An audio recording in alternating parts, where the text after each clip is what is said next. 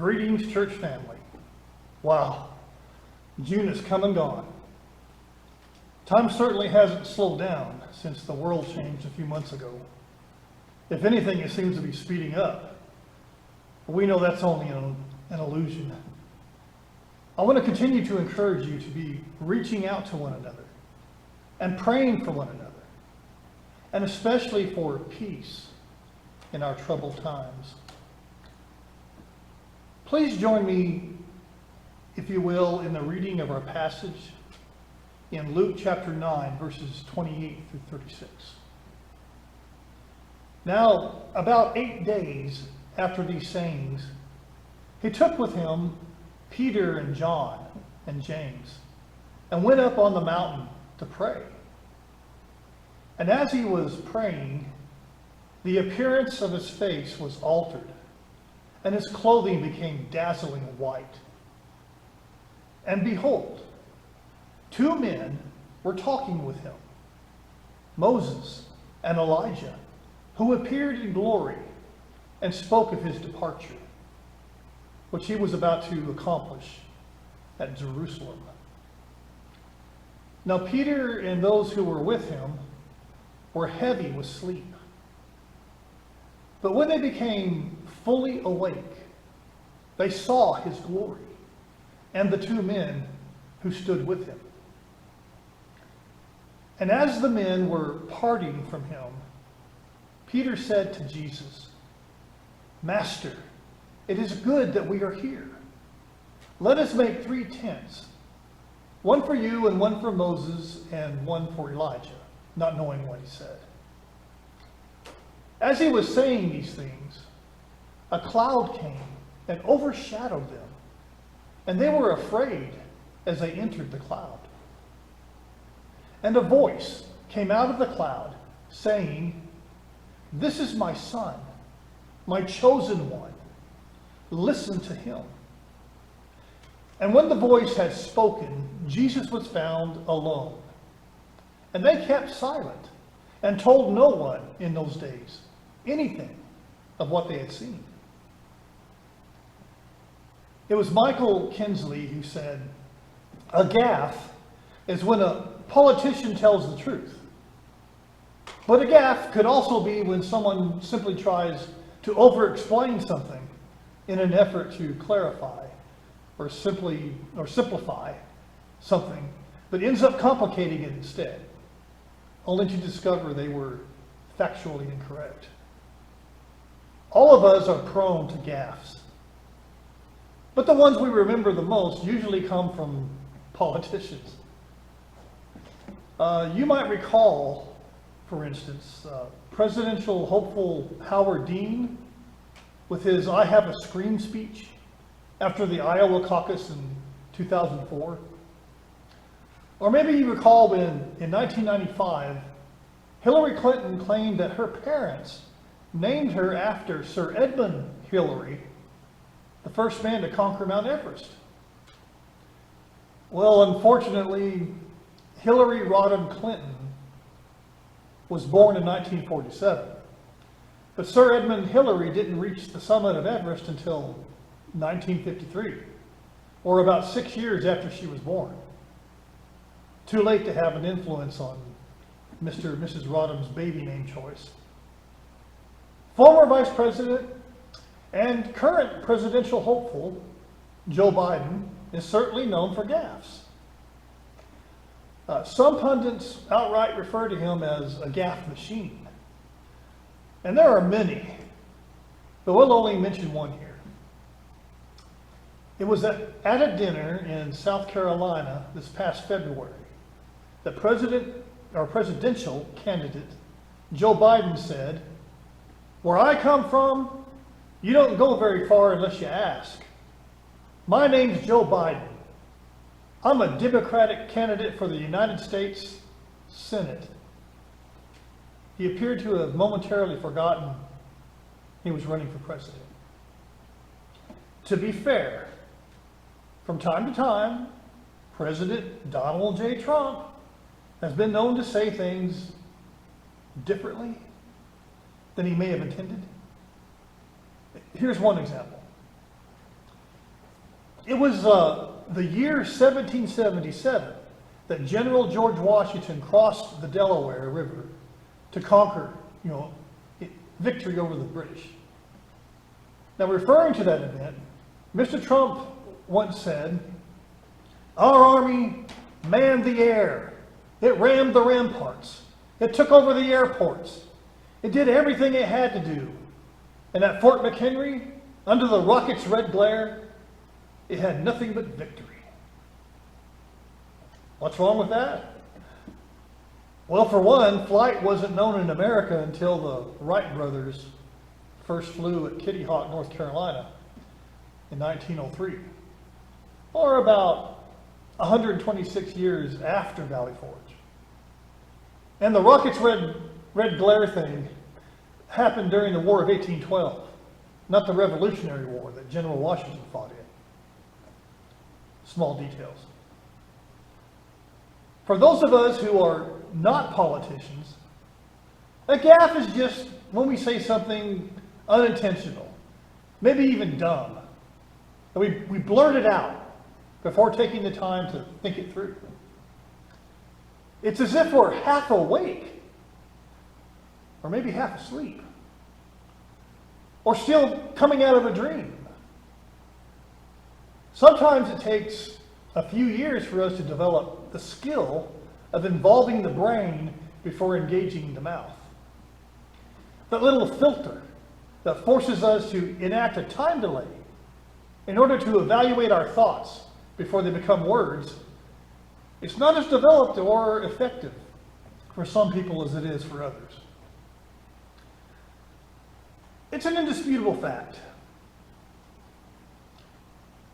that you tend to drive differently when you're asleep at the wheel versus driving when fully alert and awake and actually paying attention. You can decide for yourself which one you prefer. It's pretty clear which one other drivers around you would choose. What we do, what we think, and what we say when fully conscious and alert and undistracted is an entire universe removed from how we perform when we don't see clearly or think clearly. We're more prone to blurt things out without our thought filter when we're being short-sighted versus navigating the big picture. The Apostle Peter was something of a gaffe machine back when he was just Peter the Apostle, or Peter the Disciple, rather. There was a gaffe for you. At least that's what they say. It's commonly implied that he was prone to speak before completely thinking through what he was about to say. He does seem to have had an impulsive nature of sorts. Well, it turns out he actually does tend to blurt things out before really thinking through what he's saying. He puts himself at risk, like when he tried to walk on the water with Jesus and ended up needing to be rescued. He seems always to be the one to speak out on behalf of the others before anyone else can get a word in edgewise. In the end, he'll be quick to tell Jesus that he's ready to die for him 1 minute, only to end up later denying him 3 times. The thing about our passage is it's so difficult to think of what can be said, by whom and for what purpose, that almost anything you do or say, at best, hopelessly, is almost a gaffe. So what's going on in Luke 9:28-36? What does it mean to us? Well, before we explore this very complex passage, we need to appreciate that it is a decidedly supernatural event. It is not a normal day in the life of Jesus and his disciples. Everything about it is unique and profound. Almost nothing here suggests anything that can be directly transferred to common experience. There's very little here that is normative for the life of the church. Not in a direct way, such as a set of principles or an example or a list of imperatives. You just don't find it. But it is so highly significant that we cannot simply gloss over it. And I fear that even with my best efforts, I won't be able to do it justice. This passage is directly linked to the previous passage, where Jesus strongly enforces what it means to be a disciple and follow him. It's also linked to Jesus' prediction of his suffering and death at the hands of the religious leaders. 8 days after this, Jesus is once again on a mountain with the disciples, the 12 he chose out of the many followers. And he chooses yet again 3 out of the 12, Peter, John, and James. Why these 3? Luke never tells us. Anything we can say is mere speculation. But they are selected by Jesus, who takes them with him up on the mountain.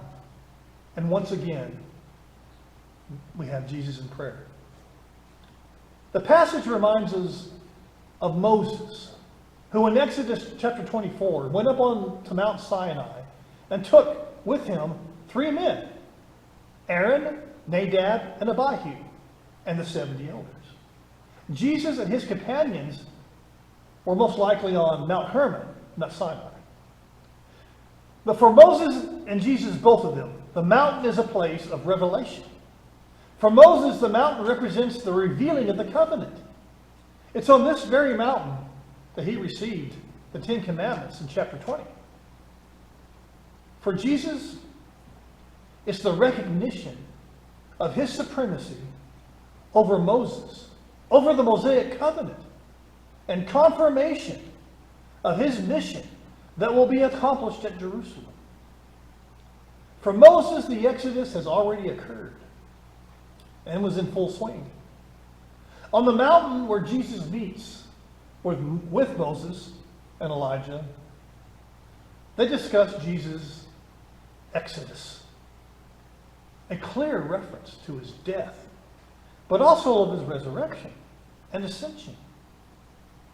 Our own Exodus is inseparable from Jesus' death, burial, and resurrection, including our departure from this life and hope of eternity into paradise with Jesus and with all who remain faithful unto death. This is Luke's account of the transfiguration of Jesus. Though Luke never uses the word translated transfiguration, as in Matthew and Mark. In those 2 Gospels, it's the word metamorpho, which we get the word metamorphosis. Transformed, transfigured. It's the same word Paul uses in Romans chapter 12, verse 2, for transformed, where he says, do not be conformed to this world, but be transformed by the renewal of your mind. It means a complete and utter change. Luke simply says that the appearance of Jesus' face was altered. A different word. While in prayer with God, literally, as they faced him and he faced them, Jesus, his appearance became uniquely different. Even his clothing, it became dazzling white, bright like flashing lightning. Something some of them would see again when the angels visit the empty tomb. And they see 2 men, angels, who suddenly appear in dazzling apparel. The description is completely consistent with the word transfigured. Luke's describing it this way makes it more than a nod to Moses, whose own face shone when he came down the mountain from talking to God. The connection is also made by Paul, where he says in 2 Corinthians 3, the tablets came with such glory that the Israelites could not gaze at Moses' face because of its glory. He had to wear a veil to keep from overwhelming them with the glory of God on his face. Paul directly connected the glory of God on Moses' face with the glory of Jesus on the mountain. Matthew says Jesus' face shone like the sun. Jesus, in his altered state, in his glory, was such that he shone right through his clothing, which helps explain why Luke would say his clothing became dazzling white. The glory of God in Jesus could not be contained by earthly apparel. But Luke is not trying to compare and equate Jesus with Moses or Jesus with Elijah, who both appear as representatives of the law, Moses, and the prophets, Elijah. They appear in glory, not their glory, but in God's glory. Jesus is described as emanating glory. They appear together in his glory. It is a clear visual of the supremacy of Jesus, his superiority over the law and prophets. The gathering in glory binds the ministry and mission of Jesus with their mission, but in a much bigger way. They foreshadowed Jesus. They were looking forward. Jesus is the fulfillment of what they looked forward to. He is the conclusion, the final Exodus. Moses and Elijah both had mysterious departures from the world. But it's the departure of Jesus that concludes God's plan for redemption. No longer do we listen to the voice of Moses or Elijah or any of the prophets in anticipation of God's final reconciliation of all things, but to Jesus, who is the source of salvation. I am, Jesus said in John 14:6. I am the way and the truth and the life. No one comes to the Father except through me. On this mountain, Jesus is the glory of God that brings glory to those who look on his face. How much were the three disciples supposed to grasp here? Why were they here at all? They were sleeping. The way it's described, they're completely unsuccessful fighting off the very heavy burden of sleep. It weighed them down irresistibly. If they were expected to stay alert and be witnesses to this very significant conversation, they failed utterly. How much did they even hear? We assume they at least heard something about Jesus' departure, which would have been consistent with what Jesus said just a week earlier, when he reminded them, or he first told them rather, about him going to be rejected and killed, and on the third day to rise from the dead. He's going to predict his departure again in just a few verses. And then again later in Luke's gospel. But however long they were snoozing, that's about all they got. But at some point, they became fully awake, alert, cognizant. They missed the conversation, at least all but the tail end. But they saw Jesus' spectacular, awesome glory, and Moses and Elijah, and apparently even recognized them somehow. They get a little bit of a pass. It's one thing to hear something and reject it for some reason, or choose to ignore it. But they were literally overwhelmed by sleepiness. It's what Teddy and I sometimes call a sleep attack. You know, where you get a sudden, irresistible urge to have to stop what you're doing and lie down for a nap, or you just fall asleep to the TV. They appear to have been doing more than napping. But now they're fully awake. Only Luke mentions that Moses and Elijah were departing after the conversation was over with, in verse 33. An apparent play on words with Jesus' departure. But they do depart. Their time is over. Only Jesus remains. Maybe Peter felt the need to say something, anything, to try and prolong this experience so they could process it all, or maybe catch up to what they missed.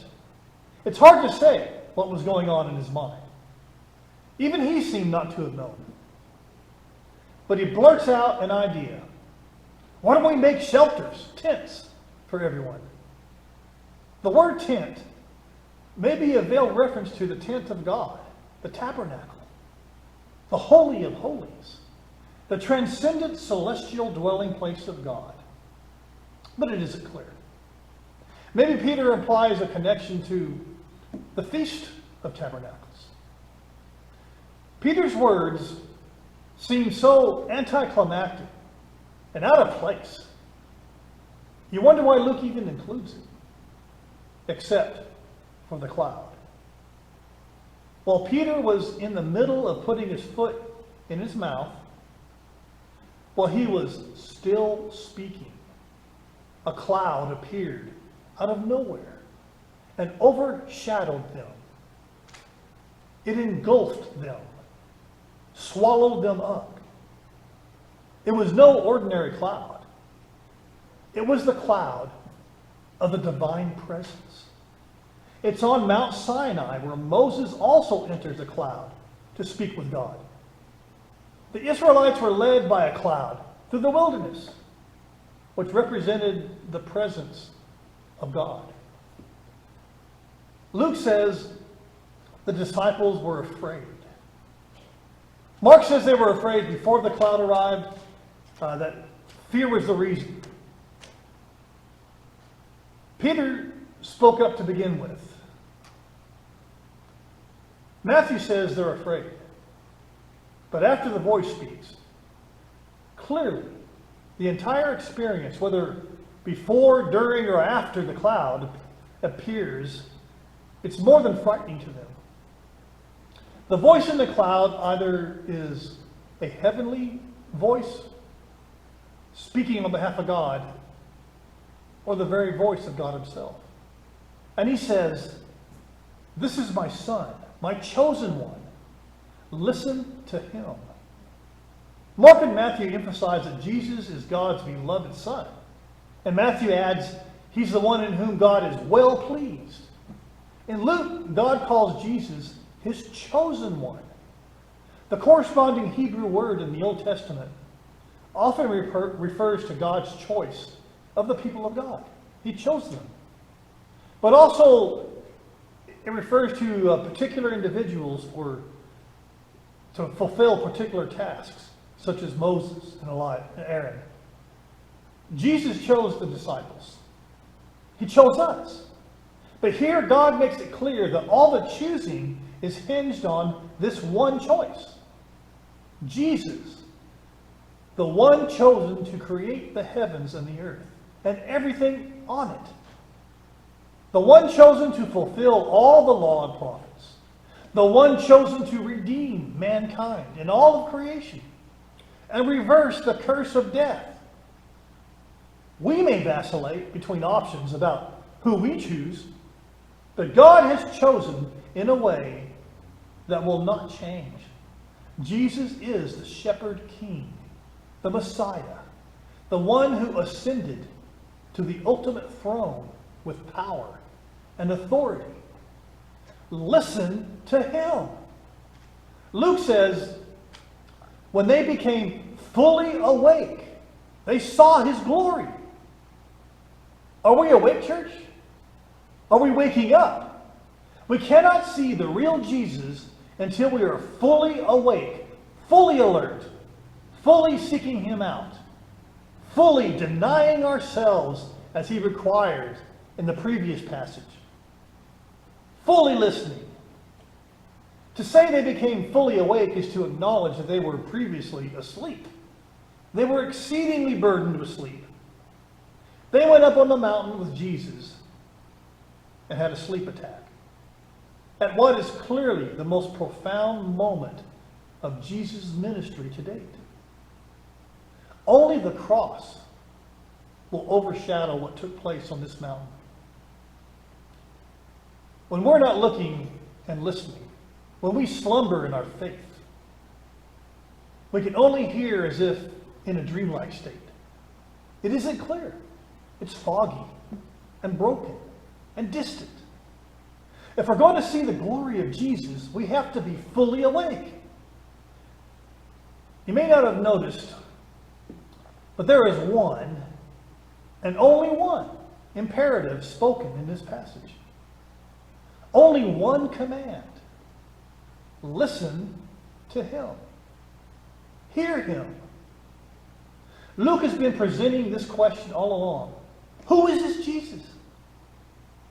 We have seen veiled references, hints of who he is. We've had direct illustrations of who he is. We have had explicit proclamations telling us who he is, including the last passage. But here it is God himself revealing himself in his glory in Jesus. Who is the real Jesus? What can anyone say about him? There are many voices out there telling us about Jesus. There are those who tell us he's just another good man, a wise man, a caring and loving man who only wants the best for us. And so he advocates for us and answers our prayers and enhances our lives. And all we have to do is check a block. Check a block on attendance. Or maybe an occasional random act of kindness.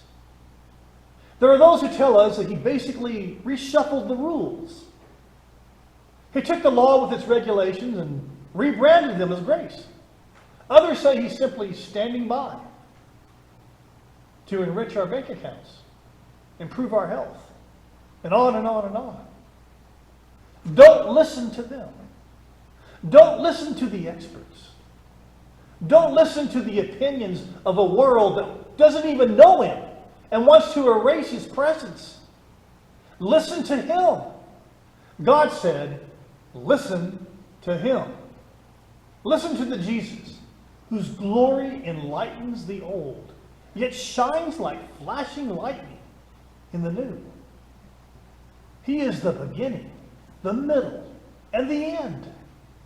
Jesus, not Moses, not Elijah, not Antifa, not BLM, not the Democrats, not the Republicans, not Biden, not Trump, not religion, not even me or anyone in the church. Listen to Jesus, the real Jesus, the Jesus on the mountain of God, the Jesus whose departure, whose exodus is the plan, the purpose, and the power of our exodus. Are we awake? Or are we simply blurting out what we do not know? In the end, the disciples were silent. We cannot be. Oh, we need to be silent. We need to silence our ignorance and silence the voices all around us competing with the voice of Jesus. But we cannot and must not be silent about the real Jesus. He is speaking. Be quiet and listen, but then let our lives be living testimonials of what Jesus is saying to us and to all. This supremely supernatural experience with God cements the purpose of God in Christ and calls us to lay aside all assumptions and listen to him. Are you awake? Are you listening? Will you please bow with me? Holy Father, we pray, close our ears so that we cannot hear the competing voices. and open our ears and our hearts and our minds to hear Jesus, the real Jesus. Bless us with this ability, with the courage to do it, to hear him, to hear his voice, and to do what he says. We pray, Father, that you will cleanse our hearts, remove the impurities, remove all the things that we use to filter out the gospel, and help us to hear it, even if for the first time. Hear it as if it were the first time. To listen to Jesus and do what he says. This is our prayer in the name of your Son, Jesus. Amen.